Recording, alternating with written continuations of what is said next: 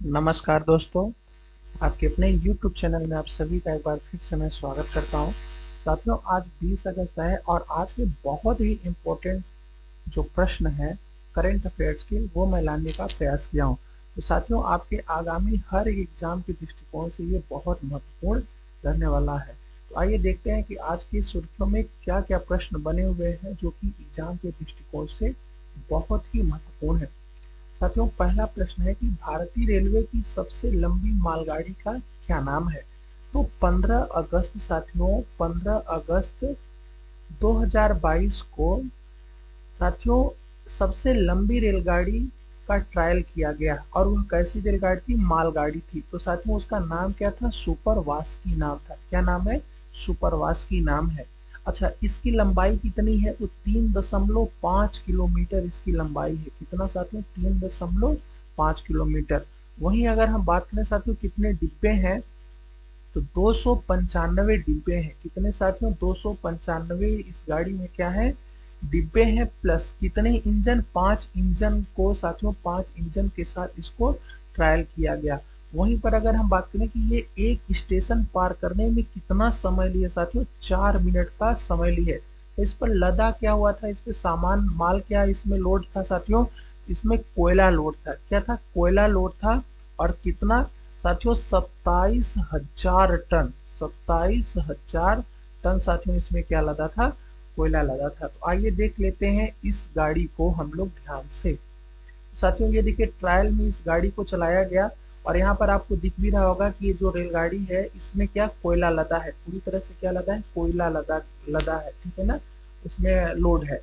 यहाँ पर भी देख सकते हो इसमें कितने 295 डिब्बे हैं। यहाँ पर भी आप देख सकते हो 5 इंजन, 295 डिब्बे। जब पटरी पर दौड़ी 3.5 किलोमीटर लंबी बाहुबली ट्रेन। तो ट्रेन से संबंधित प्रश्न साथियों आपके एग्जाम में पूछा जा सकता है, इसको आप माइंड में सेट रखें। ठीक है, तो चलिए अगले प्रश्न पर हम लोग बढ़ते हैं आगे। आज का दूसरा प्रश्न है कि जल जीवन मिशन के तहत 100% हर घर जल प्रमाणन हासिल करने वाला देश का पहला राज्य कौन सा है? तो साथियों ये हर घर जल जो है, यह 2019 में साथियों 2019 में लाल किले के प्राचीर से नरेंद्र मोदी ने ये बयान दिया था कि 2024 तक हम हर घर में साथियों ये जल की व्यवस्था पूरी कर लेंगे और एक व्यक्ति को औसतन 56 लीटर पानी की व्यवस्था की जाएगी। तो अब 56 लीटर पानी घर घर साथियों पहुंचाने का जो लक्ष्य रखा गया था, उसमें साथियों कौन सा राज्य सबसे अग्रणी रहा? तो गोवा जो है यह 100% इसको पूरा कर चुका है। तो पूरा तो साथियों अभी 2-4 महीने पहले ही कर लिया था, किंतु इसको जो सर्टिफिकेट मिला है प्रमाणन, वो भी हाल ही में मिला है। तो ये प्रश्न आपका इम्पोर्टेंट हो जाता है। अच्छा, अभी हाल ही में साथियों मध्य प्रदेश का, एमपी का बुरहानपुर जिला, अगर जिला की बात करेगा तो बुरहानपुर जो जिला है साथियों, यह ऐसा जिला है जो कि 100% हर घर में साथियों नल लगाया और हर घर में जल पहुंचाने का काम किया है। तो बुरहानपुर जिला। और अगर राज्य की बात करेगा तो गोवा हो जाएगा। आइए अगले प्रश्न पर हम लोग देखते हैं। तीसरा प्रश्न क्या है साथियों? हाल ही में भारत की पहली ई डबल डेकर वातानुकूलित बस का उद्घाटन कहाँ किया गया?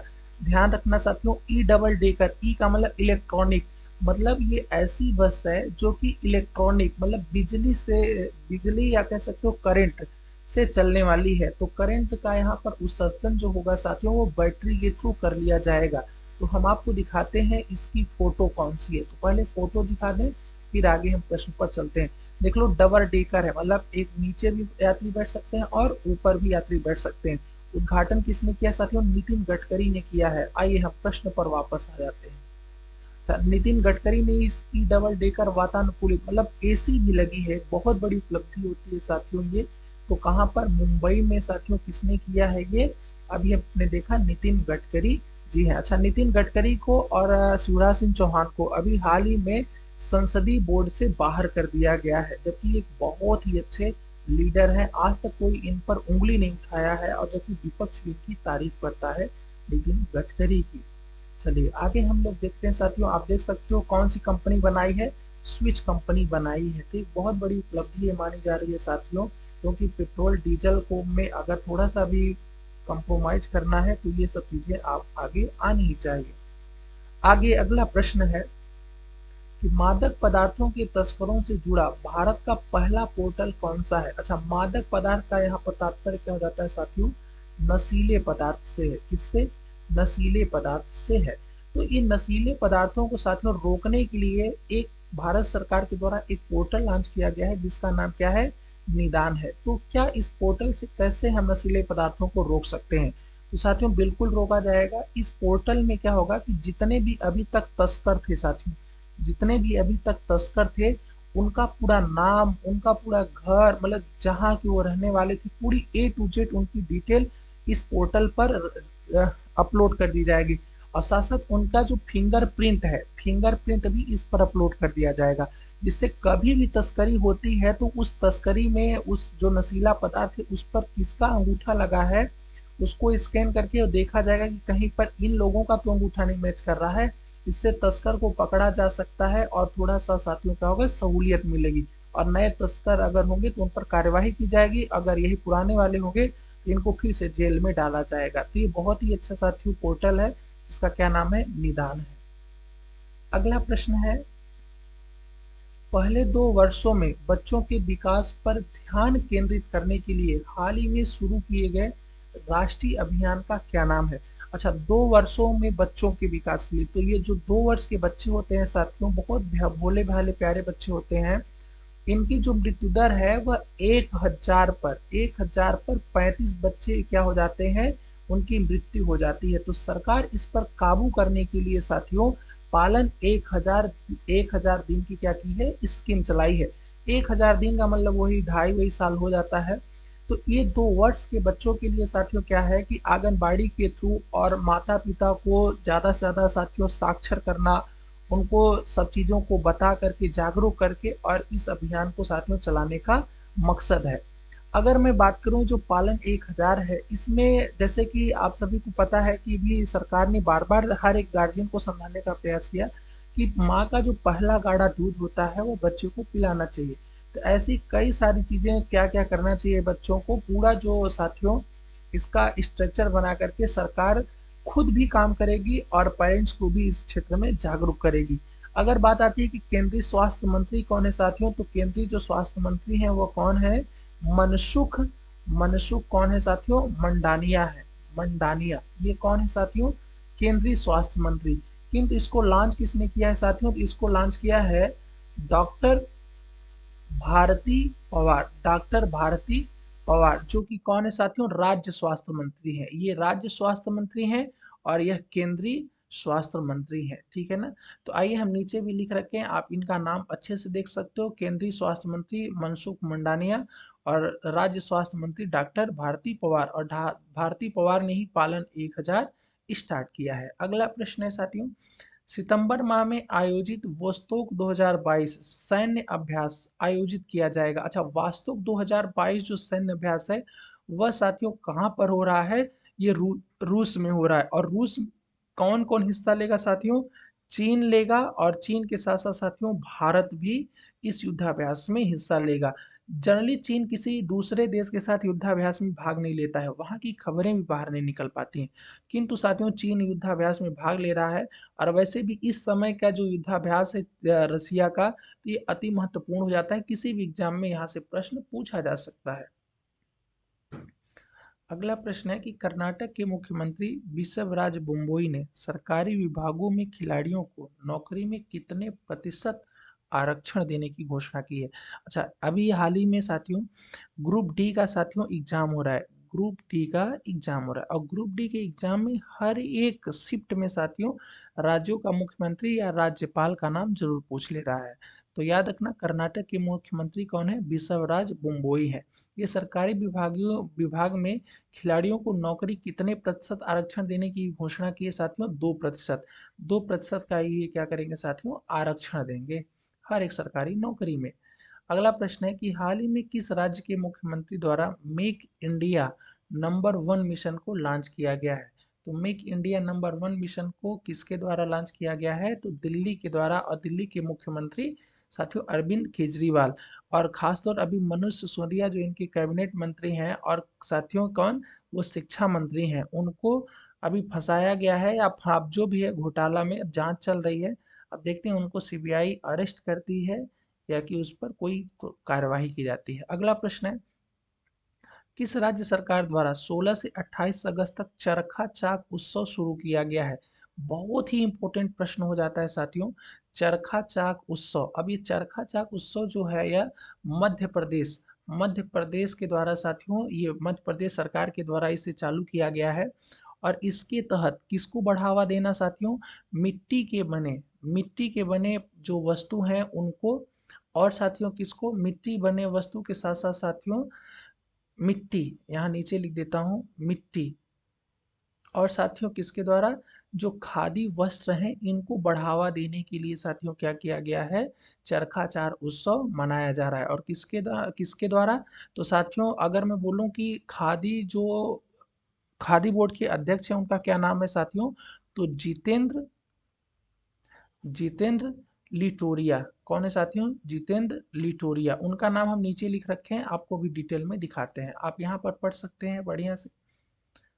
16 अगस्त 2022 को मध्य प्रदेश खादी तथा ग्रामोद्योग बोर्ड एवं माटी कला बोर्ड के, माटी कला मतलब मिट्टी से बने पदार्थ, के संयुक्त तत्वाधान में गौहर महल में चरखा चार उत्सव का शुभारंभ मध्य प्रदेश के खादी तथा ग्रामोद्योग बोर्ड के अध्यक्ष जितेंद्र लिटोरिया ने किया। यह उत्सव 28 अगस्त 2022 तक चलेगा। तो मिट्टी और खादी को बढ़ावा देने के लिए साथियों इसका क्या किया गया है? आयोजन किया जा रहा है। किसके द्वारा? मध्य प्रदेश सरकार के द्वारा। अगला प्रश्न, हाल ही में किस राज्य का आदिवासी बहुल जिला मंडला देश का पहला कार्यात्मक रूप से साक्षर जिला बना है? अच्छा, कार्यात्मक रूप से साक्षर का मतलब क्या होता है? मतलब ऐसे लोग जो अपना नाम लिख सकें, अपना साथियों नाम पढ़ सकें, और कुछ क्या कर सकेंगे साथियों? काउंटिंग कर सकें, मतलब गिनती कर सकें, कम से कम 100 तक की गिनती तो वो कर ही सकें। तो ऐसे व्यक्तियों को कहा जाता है कि कार्यात्मक रूप से वो साक्षर है। तो ये पूरी तरह से आदिवासी जो बहुल जिला है मंडला, ये पूरी तरह से 100% कार्यात्मक रूप से साक्षर हो चुका है। जो कि किस राज्य का ये जिला है? तो मध्य प्रदेश का ये साथियों क्या है? एक जिला है। अगला है, हाल ही में लंदन में स्थित दादा भाई नौरोजी के घर को कौन सा सम्मान मिला? तो साथियों इंग्लैंड सरकार के द्वारा, ब्रिटेन सरकार के द्वारा जो उसकी धरोहर होती है उसको ब्लू फ्लैग दिया जाता है, ब्लू फ्लैग से सम्मान दिया जाता है। तो ब्लू फ्लैग से जो सम्मान दिया गया है, तो दक्षिणी लंदन में स्थित दादा भाई नौरोजी के घर को साथियों सम्मान दिया गया है। अक्सर एग्जाम में पूछा जाता है कि ब्रिटेन का पहला भारतीय संसद, पहला भारतीय जो है साथियों भारतीय सांसद कौन रहा है? तो याद रखना कि पहले भारतीय जो सांसद हैं वो कौन रहे थे? दादा भाई नौरोजी। ठीक है ना, ये आपको याद रखना है। अगला प्रश्न है, चर्चा में रही गार्डा झील किस देश से संबंधित है? अभी गार्डा झील का साथियों बड़ा ही उल्लेख मिला है कि जो गार्डा झील ये किस देश में है? तो जो गार्डा झील है ये साथियों ये कहाँ पर है? ये इटली में है। कहाँ पर है ये साथियों? इटली। इटली की राजधानी कहाँ पर है साथियों? रोम है। अब ये जो गार्डा झील है, तो यहाँ पर हम समझते हैं क्यों ये चर्चा में रही। तो इटली की सबसे जो बड़ी नदी है वह कौन सी नदी है? पो नदी है। इसे इटली की गंगा कहा जाता है, ये सबसे लंबी नदी है। ये नदी क्या हुई साथियों? इस समय वहां पर सूखा पड़ने के कारण ये धीरे धीरे क्या हो गई? सूखने लगी। और सूखने लगी जिससे कि धान की खेती पर बड़ा बुरा प्रभाव पड़ा। तो धान की खेती बचाने के लिए जो गार्डा झील थी इसका पानी किसमें ट्रांसफर किया गया? पो नदी में। और इसका इतना खतरनाक प्रभाव पड़ा कि पो नदी में किसी तरह से धान की खेती को तो संभाला गया, किंतु गार्डा झील ही पूरी तरह से सूख गई। इसलिए गार्डा झील बहुत ही इंपॉर्टेंट हो जाता है। ये किस देश में है साथियों? इटली में है। और पो नदी भी आपको याद रखना है कहाँ पर है? ये इटली की नदी है। अगला, नवंबर 2022 में आयोजित सुल्तान अजलन शाह कप अंतर्राष्ट्रीय पुरुष हॉकी टूर्नामेंट का आयोजन किस देश में किया जाएगा? तो याद रखना सुल्तान अजलन शाह कप, ये आपको याद रखना है। ये जो कप है साथियों किससे रिलेटेड है? तो ये किससे है साथियों? हॉकी से रिलेटेड है। अच्छा, ये जब भी सुल्तान अजहन शाह कप की बात आएगी तो ये हर वर्ष मलेशिया में खेला जाता है। अच्छा, पिछली बार ये कब खेला गया था? 2019 में, क्योंकि कोरोना के कारण ये नहीं हो पाया था। अब 2019 में साथियों कौन टीम जीती थी यहाँ की? तो इसमें जो थी साथियों दक्षिण कोरिया। दक्षिण कोरियाई जो टीम थी वह क्या थी? दक्षिण कोरिया क्या थी, इसमें विजेता थी। और भारत जो था साथियों वो क्या था, इसमें उप विजेता रहा।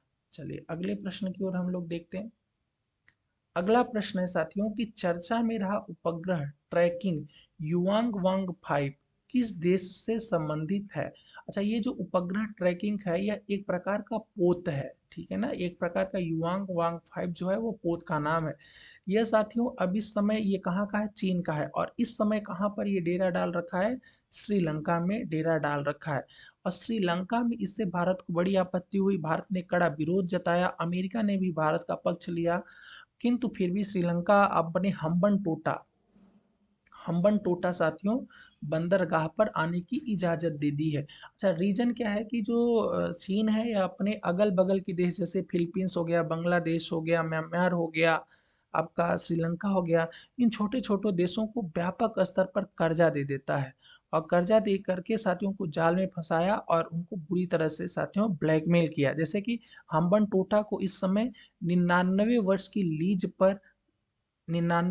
लीज पर साथियों चीन श्रीलंका से हम्बन टोटा बंदरगाह ले चुका है। तो ये बंदरगाह पर लाया है जिससे कि भारत का जो इसरो है, इसरो का मुख्यालय कहाँ पर है? बेंगलुरु में है। और श्रीहरिकोटा, यहाँ जो श्रीहरिकोटा है साथियों, श्रीहरिकोटा ये कहाँ पर है? तो ये जो श्रीहरिकोटा है ये कहाँ पर है? पुलिकट झील में बसा हुआ है। पुलिकट झील जो कि कहाँ पर है? आंध्र प्रदेश और तमिलनाडु की सीमा में पड़ता है। तो श्रीहरिकोटा से साथी ये क्या करेगा कि ये ट्रैकिंग ये जो है ये साथियों युवांग वांगफाई ये किसी न किसी तरह से साथियों की भारत के जो उपग्रह हैं इनको ट्रैक करने का प्रयास करेगा। मतलब अनेक प्रकार की ट्रैकिंग का खतरा है जिससे कि भारत सरकार ने आपत्ति जताई थी। तो साथियों ये यहाँ तक 14 ही प्रश्न थे। आशा करते हैं आपको ये सभी क्वेश्चन समझ में आए होंगे। आप डेली ऐसे वीडियो जान पाना चाहते हैं तो आप ज़रूर कमेंट करें। और अगर आप चैनल पर नए हैं तो चैनल को सब्सक्राइब कर लें। और डेली आपको करेंट अफेयर्स की क्लास यहाँ पर मिलेगी। और साथियों लाइक जरूर कर दें अगर आपको ये सारे क्वेश्चन समझ में आए हो तो। मिलते हैं साथियों आपको अगली वीडियो में। और डेली अब आपको करंट अफेयर्स की क्लास यहाँ पर प्रोवाइड करने का प्रयास किया जाएगा। साथियों मिलते हैं अगले वीडियो में। जय हिंद, वंदे मातरम।